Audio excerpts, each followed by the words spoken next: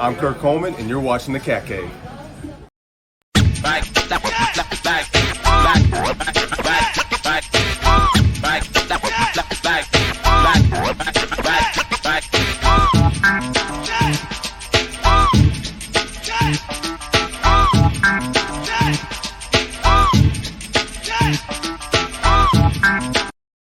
Whether you're in North or South Carolina or anywhere else in the world, enter the Cat Cave with Ryan Frick and Shannon Smith to listen to your favorite Carolina Panthers podcast as part of the Keep Pounding Podcast Network, where you can find shows like Embrace Debate and Inside the Vault, powered by the Fans First Sports Network, and also on the Tobacco Road Sports Radio's YouTube channel, where you can also watch Believe in Panthers with Desmond Johnson and Jonathan Stewart. Welcome, everybody, to the Cat Cave. I would say your guy, Billy Ryan Frick here alongside Shannon Smith. Shannon, what's going on, bud? How you doing today? Hey, man, I'm doing great, and I think you know why I'm doing great. Yeah, I think it's a day that we can all celebrate, right? Because the Carolina Panthers search for 0-17 ended this past weekend as the Carolina Panthers finally get themselves into the win column for the first time in 2024 as they knock off the Las Vegas Raiders by a score of 36-22. Shannon, just looking at the score, how good does it feel to be able to say that the Carolina Panthers have a win in 2024? Great, man. I'm very glad to see that the win was convincing. It was a convincing win, which was really, really good because, sometimes, you go out there and then you win convincingly. Carolina won convincingly. Yeah, let's start off talking about the defense because the Raiders have come in looking not bad. They knocked off the Ravens in week 2 after losing to the Los Angeles Chargers in week 1, the same Chargers that beat the Panthers in week 2. But if you look at that stat line for the Gamecock, listen to me. I see Jadeveon Clowney's name go across the bottom of the screen, and I immediately want to talk about Gamecock football. Let's talk about this Carolina Panthers defense. They got 3 sacks on the Raiders offense, 2 on Gardner Minshew, 1 on Aiden. I can't remember his last name. Aiden O'Connell. They did give up 300 passing yards, but they had an interception in this game by Mike Jackson, who also wound up with 9 tackles in this game. Had another interception by J.C. Horn, if not called back for a penalty. Shannon, what are your thoughts looking at this defense that kind of didn't really put up much of a fight in the first 2 weeks? What do you think about seeing them here? Again, they gave up 22 points, but what did you like what you saw out of the Carolina Panthers defense this week? I like the fact that they were getting after the quarterback. Now, I did say that Carolina should not run a 3-4 defense. I'm still not liking the 3-4 defense, but they played very, very well. They forced turnovers. They were deflecting passes. Mike Jackson did get 3 passes deflected. Josie Jewell almost had an interception, and he read the quarterback's eyes very, very good and was very close to getting that interception. They were getting after the quarterback, 3 sacks. Of course, you bought that up. Clowney getting 1 of the 3. And another thing that I liked about Carolina is that they really didn't have to play with their backs against the wall because the offense went out there and did their job. So they weren't out there for long extended drives. They were rested. It helps when you have an offense that doesn't leave points on the field. They don't leave anything on the field. It's like baseball, run support. We talk about run support in baseball. There was actually, this is like run support here. Your defense goes out there and they make stops. Then your offense goes out there and they score. So they don't leave any points on the field. They put points in the end zone, and that helps out the defense. And I think that's what stirred the defense to play very well. And the time possession was another thing. Carolina held the ball for a while. They were able to keep the defense off the field. So when their defense got on, they were able to make stops. And let's just say, I think that Canales did a little bit of out coaching out there. Yeah, listen, if you look at the continue to talk about the defense for a second. Yeah, we gave up a lot of yards to Gardner Minshew and Aiden O'Connell, but we held their Zamir White to 3.4 yards a carry. Like, we shut down the run game in this game. A guy that I don't think I had heard of until I looked at the stat line. Wide receiver Trey Tucker was your leading receiver for the Raiders. 7 catches, 96 yards, and a touchdown. We shut down Brock Bowers. We shut down Devontae Adams for the most part. 4 catches for 40 yards. Jacoby Myers, your second leading receiver. He also had 7 catches for 62 and a touchdown. But like the guys that you expected to step up for the Raiders did not, being Brock Bowers and Devontae Adams. I mean, you talk about the fact that the Panthers sort of outcoached the Raiders. The head coach of the Raiders came out after this game and made a comment about the players making some business decisions during this game. And so the Raiders, who started off the season knocking off the Baltimore Ravens, now look at, I believe they're 1-2 at this point in the season, the same record as the Carolina Panthers. And so they've got some questions to be answered. Do the Vegas Raiders, especially considering that you and I both agreed that the likelihood of 0-17 was pretty high for the Carolina Panthers, and they decided to come out this week and start Andy Dalton at quarterback. And so let's take a look at the offense. Chuba Hubbard, 5.4 yards a carry, 114 yards on the ground.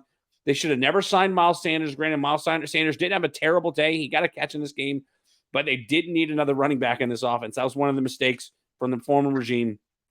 Andy Dalton becomes the first quarterback this season with 300 passing yards. He had 319, 3 touchdowns in the same game. Now, he was sacked twice. That's still 2 fewer times than Bryce Young had been sacked in the 2 weeks prior to this game. Deontay Johnson, career highs, 8 catches, 122 yards, and a touchdown in this game. You saw Xavier Legette get involved. Adam Thielen had a touchdown in this game. Even Chuba Hubbard, not only did he get it going on the ground, but he also had 5 catches for 55 yards and a receiving touchdown. So Chuba Hubbard, really the star of this game outside of the obvious Andy Dalton. I don't know what more there is to say about that, Shannon, other than the fact that, like, I don't know, maybe benching Bryce Young was the right decision. Like, what did you see out of this offense that I haven't already said that makes you hopeful about the 2024 season going forward? The forward pass was very, very prominent in this game, and that helped. That was something that the Panthers did not have. The forward pass just was not working. I don't know what it was, but see Andy Dalton going out there and just throwing it. What a lot of people have to understand about Andy Dalton is Andy Dalton has always been a consistent quarterback. The last game he played in the Panthers uniform was in 2023 against Seattle, and he put up 300 yards passing in that game. So Andy Dalton is not a bad quarterback. He's just never been a bad quarterback. He's went to Dallas, and he's put himself in as a backup in Carolina, and he's been a consistent backup. So this was, there's not much to be said. I mean, he played a great game. He spread the ball out. He had time to pass the ball. There was a picture that I saw on Instagram, and I wish I would have got it, but it showed there where the guard play on the line showed a easy pocket, and Andy Dalton just standing there picking and choosing. That was the clearest the pocket has been in Carolina in years. That was a wonderful job of blocking. They did a great job of blocking. Guys got open. So the passing game was great. Then, of course, Chuba comes in running the football, and Chuba's done a very good job running the ball. He chews up a lot of yards, over 5 yards a carry. That's consistent running. He broke the century mark. It was a very good day on the offense. Only 2 sacks let by. Very good. The line played great. Running game played very, very well. The passing game was in full effect. Good job. You talked about the offensive line. I believe there was that screenplay to Chuba Hubbard that saw Robert Hunt get out of the backfield after the catch was made, and he's running full steam ahead and just knocks over a dude, just rolls a dude. Like stuff that we did not see out of the offensive line last year, stuff that we didn't see year prior to that. Like just all in all, like it's one of those things that like this is the Panthers offense we sort of expected to see with Bryce Young at the helm. And we finally get to see an offensive explosion. 36 points after scoring, I think, a combined 13 points in the first 2 weeks. So more than tripled our point production going with week 3 against the Raiders. But it begs the question, and this is a question that I kind of want to talk about for a minute. Because last year on this show, and I'm going to call him out again, previous co-host of the show, Michael Davis, gave me a really hard time about this question. Because and we sort of touched on it last week, that last season, I believe it was like week 7 or 8, I mentioned the idea of benching Bryce Young in favor of Andy Dalton if they wanted to salvage the 2023 season. Now think about this. Had they started Andy Dalton when I expected them to, when I suggested that they ought to, maybe the Carolina Panthers aren't as bad as their 2 or 3 wins that they had last season. And maybe the Chicago Bears don't wind up with the number 1 overall pick and go and grab Caleb Williams out of Southern California. So I think that the point that I want to dwell on is maybe I wasn't too far off when I said that Bryce Young needed to sit down and that Andy Dalton gave this team the best chance to win. So I asked the question, which is probably the lowest hanging fruit. If you ever watch Tap Outs and Touchdowns, I get a lot of flack from Banker Bill about low hanging fruit. It's probably the most low hanging fruit there is. Seeing what we saw in 1 week with the veteran Andy Dalton, was it indeed the right move to bench Bryce Young here in 2024? It was the right move, and I'll tell you why. Because I've been doing a lot of thinking. I've been very critical of Bryce the past 2 episodes. I have. But I had to take a back seat and look at things. See, as you're seeing around the league, this past week that we've had has been a very, very weird week of football. Sam Darnold threw 4 touchdowns. Justin Fields threw 3 touchdowns. And Malik Willis. Green Bay altered their offense to fit Malik Willis's skill set. And it worked. Now we've got what's going on here in Carolina, where Andy Dalton is being bought in, Bryce Young is being benched. The way I look at it now, Bryce never really had a chance to develop. He never had a chance to sit back and learn. It was, here you go. Now, is that his fault? No. It's more of the front office, ownership. When Bryce Young came out of the draft, you heard, he's taking to the game very quickly.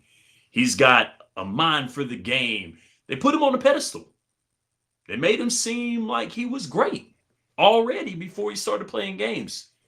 This is why you don't play games on paper. And then he went out there, and playing the game on paper and playing the game on the field are 2 very different things. And the league hit him. The league got him. So I'm not looking at Bryce's skill set as being the bad move here.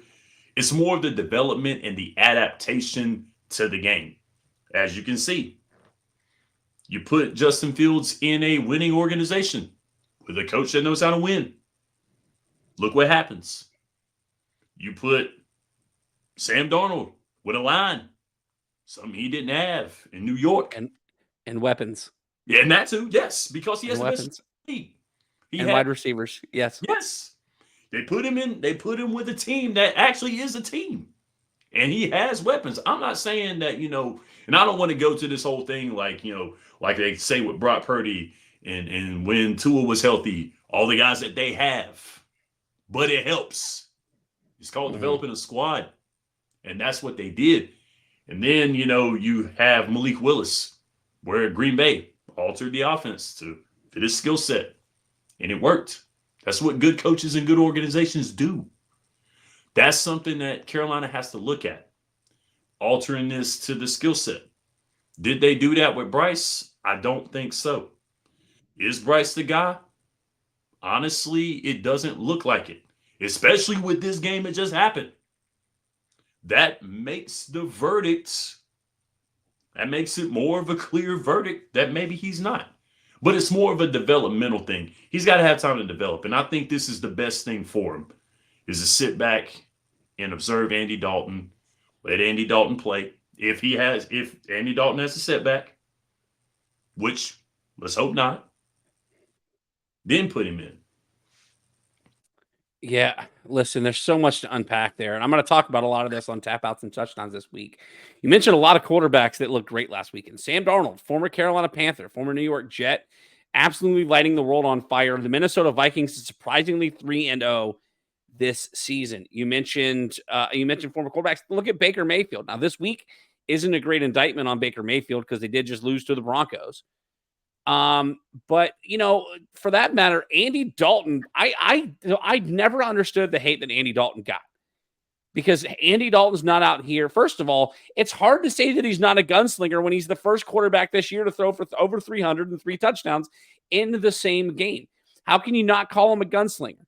But when he was in New Orleans, he struggled, as did Jameis Winston. I think that was more of, again, a result of coaching staff and a result of not having the right guys there. But I don't know why people are so soon to forget that Andy Dalton, for a long time with the Cincinnati Bengals, Andy Dalton replaced Carson Palmer.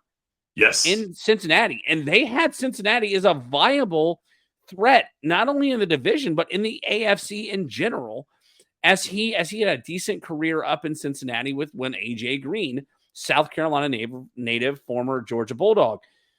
So I never understood this knock about Andy Dalton. Like, who is Andy Dalton? Like, we got to start Andy Dalton. Like, do we not really have anybody better than Andy Dalton? People said the same thing about Baker Mayfield. Outside of last week, killing it in Tampa Bay. Same thing with Sam Darnold, 3-0. He wasn't even supposed to be the starter this year. 3-0 with the Minnesota Vikings. You look at other quarterbacks around the league. I mean, Daniel Jones doesn't look bad as long as he's got Malik Neighbors to throw the ball to. Jaden Daniels, for the first time in NFL history, threw more touchdowns than he did in completions on Monday Night Football against the Cincinnati Bengals. So, obviously, I've been on record many times to say that the Carolina Panthers probably waited too long to bench Bryce Young. My opinion, and call this panicking way too early, I think the Carolina Panthers ruined Bryce Young. I'd love to see Bryce Young get to be the quarterback that we thought he could be coming out of Alabama, the quarterback that was drafted number 1 overall. But I was listening to the radio here in upstate South Carolina today with a suggestion, and I hate already suggesting this, so shame on them for talking about it now.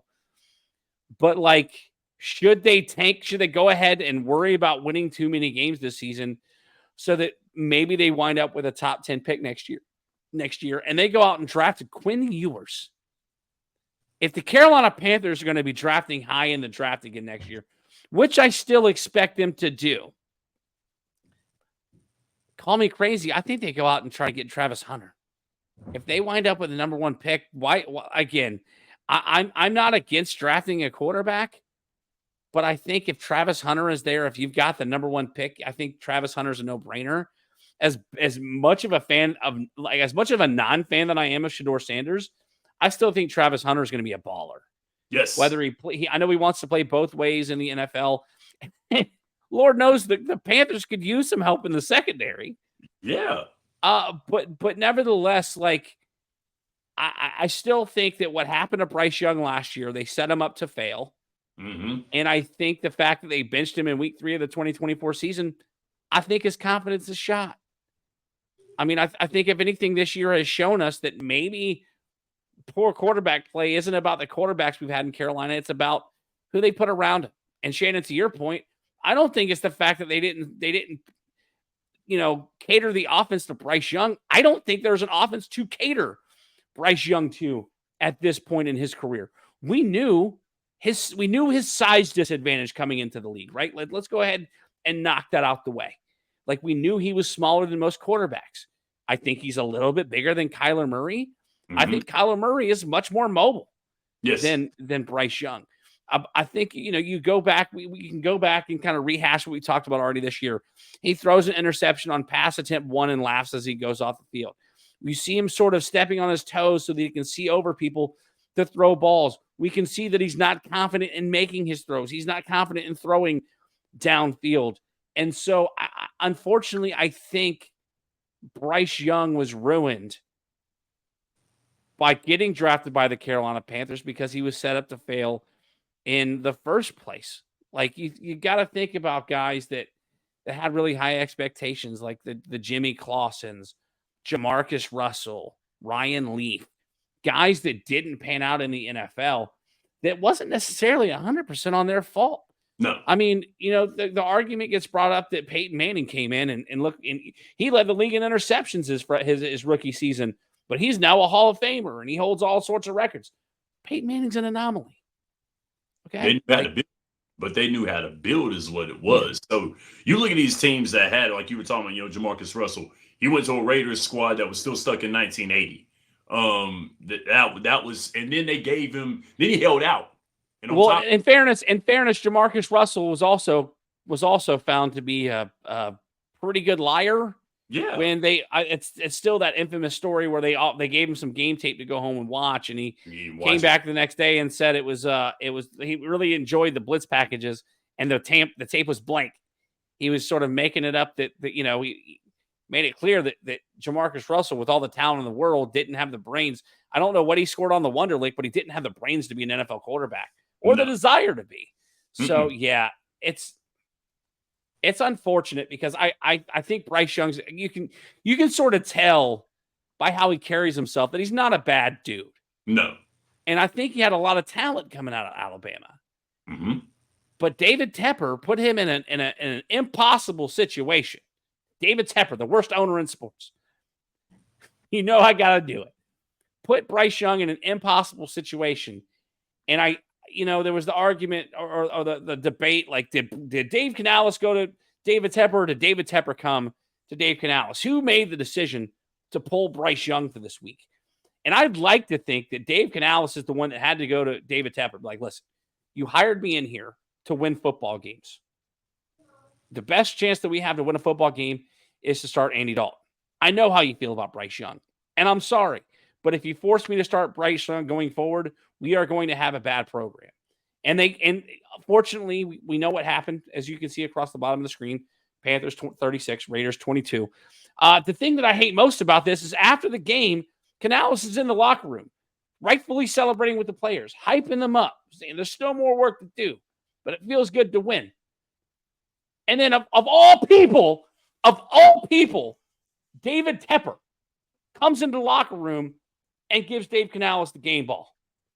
David Tepper, you are no Jerry Jones. You are no Mark Davis. I would argue to say that you're no Dan Snyder.